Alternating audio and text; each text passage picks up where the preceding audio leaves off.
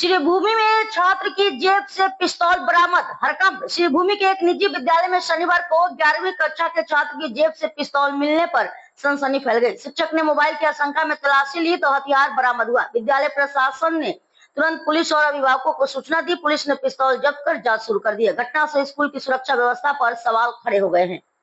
আজকে আমার যখন ফোর্থ পিরিয়ডে ইকোনমিক্স ক্লাস ছিল, তো ওই ক্লাসে যখন আমার ইকোনমিক্স টিচার ক্লাসে গেল, ওনার নাম সুশোভন দাস।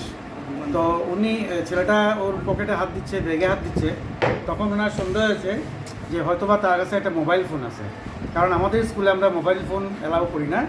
তো ওই স্যার মোবাইল ফোন মনে করে গিয়ে যখন ওর পকেট বা ব্যাগ সার্চ করলো, তখন ওর কাছে পাওয়া গেছে আই থিঙ্ক একটা হ্যান্ডমেড বোধহয় ফায়ার গান।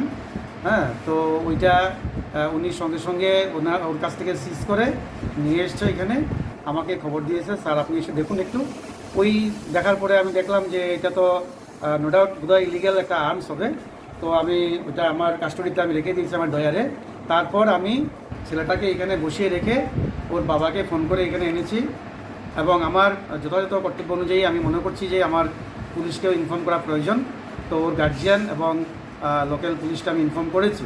তো ওনারা এসে ওদের বয়ান নিয়েছে, ছেলে এবং ওর বাবা সবাইয়ের বয়ান নিয়েছে, আমাদেরও বয়ান নিয়েছে, এবং সেই আর্মসটা এবং ওকে সঙ্গে নিয়ে পুলিশ এখন আমার স্কুল থেকে ওকে নিয়ে গেছে।